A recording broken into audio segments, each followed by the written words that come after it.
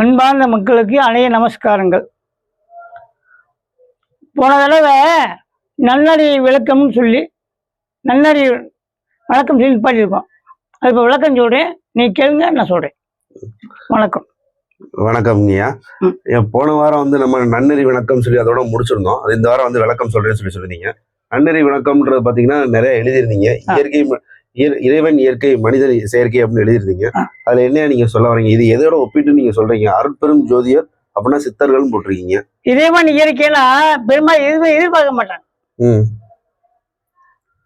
சாப்பிட்றதுக்கு பொண்ணா போதும், தூங்கினா போதும், உறங்கினா போதும், தெய்வத்தை பார்த்து படிச்சா போதும், அதோட அவங்க நின்றுவாங்க. இறைவன் இயற்கை, அவங்களுக்கு வந்து வேற எதுவும் நினைக்க மாட்டாங்க. சரிங்களா? அது இறைவன் இயற்கை. இப்ப அதோட மனிதன் செயற்கையில வந்து புராண வரலாறுன்னு போட்டிருக்கீங்களா? அதுங்க மனிதன் சொல்றீங்களா? மனிதன் எல்லாம் சும்மா இருக்க மாட்டான்.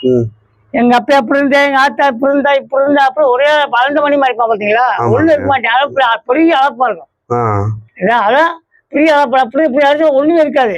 அது புராணத்துக்குள்ள வாங்குவேன். வரலாறு சொல்லுவேன். அதான் வரலாம் புராண வரலாறு. சரிங்க. அப்ப ஆன்றோர்னு போட்டிருக்கீங்க, அதுக்கு தெய்வ பக்தர்கள் போட்டிருக்கீங்க. அதுக்கு அர்த்தம்யா? தெய்வ பக்தர்னா இப்போ வந்து என்ன செய்யறாங்க, அப்ப சித்தர் இருக்காங்க பாத்தீங்களா? சித்தரை வணங்கி அவங்கள ஒன்றி அவங்க சொல்ற நடந்து தெய்வத்தை வணங்கி அவங்க பக்தியா இருந்து இறைவனை சேவை செய்வாங்க. அது தெய்வ பக்தர்.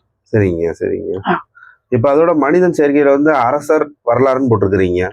அரசர் இருக்குல்ல, அரசன் வந்து என்ன செய்வாப்பா, இப்போ இந்த சொல்றாங்களா, உண்மையா வாழ்ந்து தான் எப்படி வாழணும், எப்படி அரசாட்சி செய்யணும் அப்படின்னு வந்து தான் வாழ்ந்து மக்களுக்கு நல்லபடியா எடுத்து சொல்லக்கூடிய அரசர் வரலாறு. அரசர் வரலாறு. சரிங்க. இப்ப அதோட வந்து சான்றோர்னு போட்டிருக்கீங்க, அதுக்கு நீதிமுறை அரசாட்சின்னு போட்டிருக்கீங்க. அதுக்கு சான்றோர்னா இப்படித்தான் செய்யணும், இப்படித்தான் நடக்கணும், நிலைமை கொண்டு வந்து சொல்லுவாங்க. அது நீதிமுறை ஆச்சு. அது எப்படின்னா, அதுக்கு என்ன ஒரு உதாரணம் அப்படின்னா, மனுநீதி சோழன் ஒருத்தர் இருந்தான். ஆமாங்கய்யா. அவன் என்ன அப்படின்னா, ஒரு கன்றுக்காக பிள்ளை கொண்டவன்ல. ஆமா. அப்போ அவன் தான் சான்றோர், அவன் தான் பாராட்டக்கூடியவன், அவன் தான் வந்து நீதிமான், அவன் தான் நீதி உள்ளவன். அடுத்த நாள் பார்த்தா சிவி சக்கரத்து ஒருத்தர் இருந்தான். இவன் உயர் கொடுத்தான். இவன் சரி உயர் கொடுக்க முடியல, தன்னுடைய இதுல வலது பக்கம் துறை அறுத்து புறா கொடுத்தான். இது ஒரு தர்மம், அது ஒரு தர்மம். இது நீதி, இது நீதிமுறை. அவ்வளவு. சரிங்க. அப்ப அதோட வந்து மனிதன் செயற்கையில வந்து ஜெமீன் வரலாறுன்னு போட்டிருக்கீங்க. ஜெமீன் வந்து பிரிய பீத்துல இது இருக்கு, அது பிரிய பீத்த இருப்பா, ஒண்ணு செய்வா, ஒண்ணு செய்ய மாட்டான். இந்த சொத்து அங்க சொத்து, இங்க சுத்து இருப்பான். அது எவ்வளவு ஒருத்தன் தான் செய்வான், தன் வரலாறு காப்பாத்தான். சிவனாக விட்டாம போக போயிடான். அது ஜெமீன் வரலாறு. ஏன் ஈன்றோர் புலவர்னு சொல்லி குறிப்பிட்டு இருந்தீங்க, அது எதை வச்சு நீங்க சொல்றீங்க? ஈன்றோர் புலவர்னா என்னங்க? ஈன்றோர்னா என்ன சொல்றா, அதுக்கு சோதியர், ஆண்டோர், சண்டோர் சேர்த்து எல்லாம் சேர்த்து புலவர் வந்து பாடி புகழ்ந்துருவாங்க. அதை வச்சு பாடி புகழ்ந்துருவாங்க. சரி. பாடி புகழ்ந்து வந்து இப்படிதான் இது அப்படி இறைவனுடைய சேர்த்து வரும்போது அப்ப வந்து பெரிய ஆயிடுவாங்க. அப்ப எல்லா பக்கம் வந்து பேரும்புகள் எடுத்துவாங்க. அதாவது ஈன்று அவங்க வந்து மனிதனுடைய வாழ்க்கை எல்லாம் ஈன்று சொல்றவங்க, அதாவது பிள்ளைகள் பிற மாதிரி அவங்க ஈன்றோம். அவங்க ஈன்றோர். அது வந்து மனிதன் செயற்கையில வந்து வம்சவழி பரம்பரைன்னு போட்டிருந்தாங்க. எங்க வழி வம்சவழி பெரிய வழி. எங்க அப்பா அப்படி இருந்தா இப்படி இருந்தா, எங்க வழி இந்த வாரிசு பிடித்துல வேலை செய்யறேன், சொத்து அடிச்சேன், இல்ல சொத்து சேர்த்தேன் அப்படிம்பா. என் வழி அதாவது கெட்டது பேசிதான் நல்லது பேசுவான், ஊமையா இப்ப சேர்த்தான் இருப்பான். அதான் வம்சாவளி. வம்சாவளி. சரிங்க. இப்ப அதோட வந்து இயன்றோர் தவ குருமார்கள் போட்டிருந்தீங்க, அது எதோட ஒப்பிட்டு நீங்க சொல்லி வர்றீங்க? இப்ப இயன்றோர்னா இந்த ஒரு குடும்பத்தை பெயர் இருக்காங்க பார்த்தீங்களா, குருமார்கள். அதாவது காஞ்சி பெரியவர்கள் என்ன செய்வார்னா, இரண்டு இருந்து எல்லா பிள்ளைகளும் வந்து குருமார்கள் எல்லா பிள்ளைகளும் ஒண்ணு சேர்த்து வச்சு தெய்வத்தின் தன்மையை சொல்லுவாரு, இப்படி வாழன்னு சொல்லுவாரு, தெய்வத்தின் தன்மையை எடுத்து சொல்லுவாரு. அவர் வந்து தவ குருமாதர் இருப்பார், அவரு குருஜி ஆயிடுவார். குருஜி. சரிங்க. குருநாதரா மாறுவார். சரிங்க. இப்ப அவங்க வந்து மனிதன் செயற்கையில வந்து அவங்கள வந்து பத்துக்கள் பரம்பரைன்னு சொல்லி போட்டிருந்தீங்க. பந்துக்கள்லாம் எங்க அப்பா பரம்பரை, எங்க அண்ணன் பரம்பரை, எங்க பெரிய சித்திரன் பரம்பரை, நாங்க இப்படி இருந்தா அப்படி இருந்தான்னு செய்வாங்க. செல்வம் நல்லா இருக்கும், செல்வம் ஒன்றும் செய்ய மாட்டாங்க. ஆனா பெரிய பீத்து மாதிரி பந்து ஊட்டி பந்து விடுவாங்க. நான் இப்படி செஞ்சேன் அப்படி செஞ்சேன், ஒன்றும் செஞ்சிருக்க மாட்டேன். ஏன்னா அதான் செய்ய விளையாட்டு எல்லாம் செய்ய ஒரு விளையாட்டு எழுந்தோம்னா இப்படிதான் இந்த விளையாட்டு சொல்லணும், அதான் விளையாட்டு. சும்மா பந்து ஊட்டி என்ன செய்ய போறீங்க, இப்படி அப்படி ஒரு தலைமுறைனா பந்துக்கெல்லாம் ஒரு வீடு கட்டினேன், ஒரு வந்து புண்ணியம் பண்ணேன், கோயில் கட்டினேன், தானம் நம்ம பண்ணேன், அதுதான் பந்துக்கள் பரம்பரை. பந்துக்கள் பரம்பரை. சரிங்க. இப்ப அதோட வந்து முயன்றோன்னு சொல்லி போட்டிருந்தீங்க, அதுக்கு தவ சிஷ்யர்கள் போட்டிருக்கீங்க. இப்ப காஞ்சிபுரம் இருக்காருல்ல, அடுத்த ஒரு சிஷ்யர் வரா பாத்தீங்களா, அவருக்கு காப்பாத்தி அவரோட முறையை கடைப்பிடிச்சு அவர் பேரை காப்பாத்தி வரும் தவ சிஷ்யர்கள். அவர்கள் வந்து தவ சிஷ்யர்கள். அவங்கள வந்து குடும்ப பரம்பரைன்னு சொல்லி போட்டிருக்கீங்க. அவங்கள ஒப்பிட்டு இந்த பந்துகள் பரம்பரை இருக்குல்ல, அது கெட்டு போகாம செய்யறதுக்கு பந்து பரம்பரை. பந்து பரம்பரை, சரிங்க. பந்து பரம்பரை, அது உருண்டு ஓடக்கூடிய பரம்பரை. சரிங்க. அது நல்லபடியா வச்சோம்னா பந்து உருண்டு ஓடிடும். நல்லபடியா வச்சிருந்தோம்னா பந்துகள் எங்க வம்ச வழி, எங்களுடைய தாத்தா வழி, எங்களுடைய பாட்டி வழி சொல்லுவாங்க. அது வந்து பந்துக்கள். இது வம்ச வழி, குடும்ப பரம்பரை. இது அதோட வந்து வருவோர்னு சொல்லி ஒண்ணு போட்டிருந்தீங்க. அந்த தவ பக்தர்கள் அப்படின்னா என்னங்க அர்த்தம்? இந்த சிஷ்யருக்கு அடுத்து பாத்தீங்களா, அவங்கள போய் வணங்கிட்டோம்னா எல்லாம் அருள் கிடைச்சிடும், ஆசி கிடைச்சிடும். நீங்க பாத்தீங்கன்னா அருள் கொடுங்க, எனக்கு யாருமே இல்லை, எங்களுக்கு வந்து தெரியாது, ஒரு தோஷம் கழிக்கணும், ஒரு அருள் ஆசி வேணும் அப்படின்னு ஒரு ஆசி கொடுப்பாரு. காசு வாங்க ஆசி கொடுக்கணும், காசு வாங்க கூடாது. காசு வாங்கி இதை கொண்டாடணும், அதை வந்து வேலை செய்யாது. நகையை கொண்டா, நட்டை கொண்டுட்டு வா, ஒரு பட்டு சீலை கொண்டாடும். உண்மை என்னமா இருந்தா உண்மையான பக்தர் அவனும் இருக்கணும், உண்மையான சிசைவா இருக்கணும். அப்பதான் வந்து செய்வாங்க. அவதான் வந்து வருவோர். அவங்க வந்து தன் பரம்பரையோட ஒப்பிட்டு நீங்க கூப்பிட்டுருக்கீங்க. தன் பரம்பரை எல்லா பரம்பரை, குடும்ப பரம்பரைக்கு பந்துக்கு பரம்பரை, வம்ச பரம்பரை எல்லாம் ஒண்ணு சேர்த்து இனிமேல் நம்ம எல்லாம் கெட்ட செய்யணும், நம்ம வழிய தன் பரம்பரையை வந்து நிறுத்துவோம் அப்படின்னு சொல்லுவாங்க. தன் பரம்பரை நல்லபடியா வாழட்டுமே, தன் பரம்பரையா நல்ல செய்யட்டுமே அப்படின்னு தன் பரம்பரை. சரிங்க. இப்ப அதுக்கடுத்து கடைசியா கொடுத்துருந்தீங்க 8வதா இனி வருவோர் அப்படின்னு போட்டிருந்தீங்க. அவங்க வந்து தவ குழந்தைகள்லாம் என்ன அர்த்தம்? இப்ப சோசியல் இப்ப வந்து குழந்தைகள் வந்து ஆசி வாங்குறா பாத்தீங்களா, அவர் பிள்ளை இந்த மாதிரி போய் பாடுறா, எனக்கு அப்புறம் போய் பாடுறான், ஆசி கொடுப்பாரா, அவரு சொல்லி நடுறான், அப்படி அவர் நல்ல விடுறா, அவரு சொல்லுவாங்களா, பெரிய ஆசி வந்து வாங்கி தருவார்கள், சொல்லி தருவார்கள். இனி வருவோம். சரிங்க. இனி அது வந்து என் பரம்பரை, எவன் பரம்பரைன்னு சொல்லி போட்டிருந்தீங்க. அப்படின்னா அதுக்கு இதை அர்த்தங்கய்யா? இது வந்து தன் பரம்பரை வந்து காப்பாத்தல, நீ அவன் வரக்கூட எத்த பரம்பரை போல குப்பையா போச்சு. ஒருத்தன் தன் பரம்பரை காப்பாத்தல, அதை காப்பாற்ற என்ன செய்ய முடியும்? எவன் பரம்பரை போயிருமா இல்லையா, அதான் எவன் பரம்பரை போயிடும். சரிங்க. இப்ப இந்த 8மே வந்து இதுல குறிப்பிட வருதுன்னு சொல்றீங்க நீங்க நன்னெறின்றதுல. ஆமா, இது வந்து இது ஒரு நெறி, இது இறைவன் உழைப்பு செய்யறது, இது மனுஷன் நிறைய வரும் சேர்த்துரும். சரிங்க. இப்ப நல்ல பாத்தீங்களா, இடத்துல இந்த இப்படிதான் இருப்பாரு.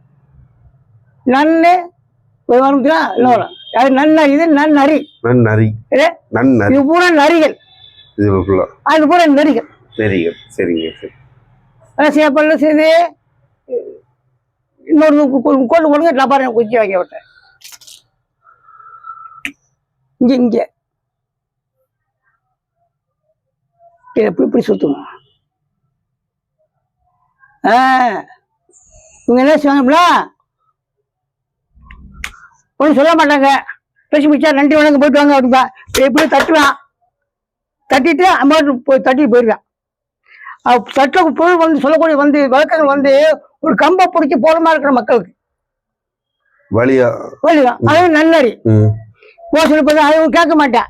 மக்கள் போய் இப்படித்தான் இருப்பான், நம்ம நன்றி சொல்றோம் பாத்தீங்களா.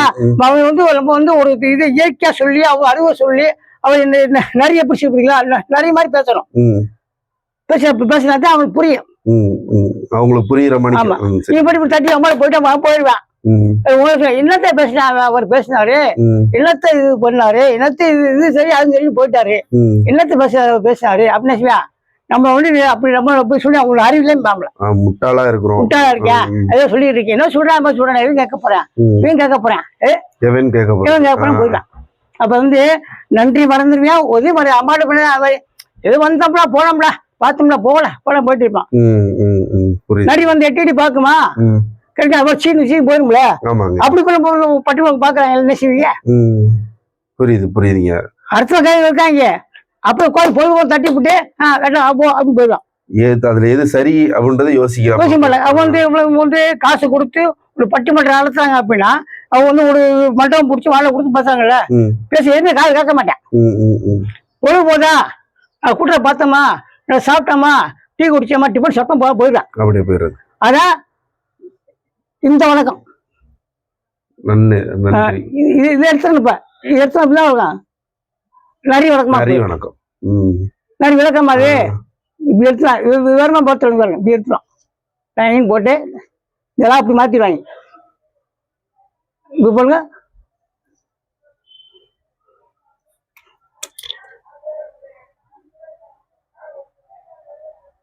இதான் இப்படி செஞ்சிருவான். நரி வணக்கம். 2 சாப்பிட்றான். என்ன செய்வான்? சாப்பிட்டு எதிர்பார்ட்டி இருக்கு. ஏதோ கொஞ்சம் இப்படி கை தட்டிட்டு அவன் டீ குடிச்சு அவன் வெளியே போயிடலாம். அவன் வந்து பட்டிமன்ற நடத்துறதுக்கும் கஷ்டம், பேச்ச அவங்க படிச்சவங்களுக்கும் கஷ்டம். கேட்க அப்படி போயிடுவான்ல, அவனுக்கு அவன் பொதுமா சரி. இப்ப ஒரு பாட்டு நிறைய இடி பார்க்க பார்த்தீங்களா? பார்க்குமா நிறைய சீச்சி பழம் கூட போயிருப்பாங்க. அது மாதிரி கேட்டு அவன் போயிருக்கான். அது ஒரு நரி இடி பார்க்குமா ஒன்றும் தெரியாதா, அது போயிடும். அது கடைக்கு எவ்வளோ தவும் குறிப்பிட்ட அவ்வளோ தவும். அது மாதிரி எதுவுமே தெரியாது. சேர்ந்து அவள் கை தட்டுவான். இது தட்டி வந்து உட்கார வந்து பக்கத்தில் பார்ப்பேன். என்னோட மாறி தட்டி தள்ளி அடிப்பான். தள்ளி அடிப்பான். எதுக்கு? அது என்ன சொல்ல வராங்கன்னு அந்த விளக்கத்தை சரியா கேட்க மாட்டேன். எது கேட்கிறேன்? இப்போ வாத்தியார் பையன் சொல்லிட்டாருன்னா வாத்தியாரு படி சார் படிமா போயிட்டு பேராசிரியர் போராசிரியா பெரிய அக்கப்போராசிரியா. ஏமா அவர் பல பேர் பார்த்து புத்தகம் பார்த்து படிச்சு போராடி ஒருவர் பேராசிரியர் வந்துட்டானப்பா போராசி அக்கப்போராசி வந்துட்டானே எத்தனை உயிராங்கிட்டு இருக்கான் அப்படிமா. அப்ப வந்து அவன் அடிமுட்டா அப்படித்தான் பேசுவான். அப்ப இவனையும் கட்டு ஆசிரியர் கட்டு வாங்கி தரேன் பாத்தீங்களா? அந்த பேர் போட்ட சேட்டைக்கு அப்படியே அப்புறம் அவர் பார்ப்பாரு, பேசி பார்ப்பாரு, கேட்க மாட்டான். அவர் பேசாம போயிடுவாரு. பேசியாரு பேசியாரு பேசாம போயிடுவார். போயிடுவாரு. பேசாம போயிடுவார். புரியுதுங்க. பேசி பார்ப்பேன், பேசாம போயிடுவார். பேராசிரியர் எவன் மதிக்கிறான்? எவ்வளவு மதிக்க முடியும்? இன்னைக்கு சொன்ன காலம் விட்டான் பாத்தீங்களா? இவ்வளவு கேட்க மாட்டேன். எவ்வளோ பழம் நல்ல ஒரு பழம் எடுத்து எவ்வளவு கேட்க மாட்டேன். டக்கப்பட ஆடமா ஆகாம வரப்பட்ட ஒரு பழமும் கருத்து படுக்கல. கட்டாத்தான் இருக்கு. கருத்துல காரு இத்து கருத்து காரு கருது அது கரு இருக்கணும். அப்பதான் பிள்ளை கருதா கத்துறது என்ன ஒன்னாக போகுது. கருத்து கத்து அப்படின்னா அதான் தமிழ் மொழி. அதான் தமிழ் வந்து ஒரு எழுத்துக்கு வந்து ஏகப்பட்ட விளக்கங்கள் இருக்கு. கருது காரு இத்து கருத்து அப்படின்னு பாட்டு எழுதுறாங்க. எங்க ஒண்ணு காத்து இல்ல கத்து போயிடான். அப்ப கருது இது வந்து கருது கேட்கணும். அது வந்து கருத்தாக எழுதணும். அப்பதான் கருது அதான் கத்து. அப்ப வந்து அதான் கருத்து. சும்மா கட்டியே போனா ஒரு சொல்லி கேட்க மாட்டேன். நான் சின்ன கேட்க மாட்டாங்க. பெரிய கேட்பாங்க. ஏதோ சொல்ற போது சொல்றேன். நான் வந்து சிந்த வாத்தியார் படிக்க போய் பிள்ளை வச்சிட்டான். அனுபவப்பட்டு சொல்றேன். அனுபவப்பட்டு என்ன அர்த்தப்படா பழகுடைய சொல்ல வந்து வாழ்க்கையில அழுவா வேட்டை வை வாங்கி பேச்சு வாங்கி அனுப்புன அப்படியே பட்டு இருக்கும். அந்த அனுபவம் பல பாவத்தை வாங்க பாவத்தை வாங்கி என்ன செஞ்சீங்க அவர் பாவத்தை பூரா கேட்பான். கேட்டு இவனே அனுபவப்பட்டுறான். அது அனுபவம். சொல்லப்போனா என்ன சொல்றாரு ஒரே என்னத்தையும் சொல்றான் போயிடுறான். அது எப்ப தெரியுமா? அவ வாழ்க்கை எப்ப உண்டானோ அப்பதான் லக்கில் வைக்க ஆகா நீ சொன்னாங்களே அப்படி. அதோட வரும்போன் காப்புன்னு இருக்காங்க. வந்த பொன் மேற்போன் இருக்கான். என்ன அர்த்தம் உங்களுக்கு தெரியலைங்க? வரும்போன் காப்போம்னா புல்ல வந்து முதல் தண்ணி ஊற்றி வளர்த்தா புல் வளரும்.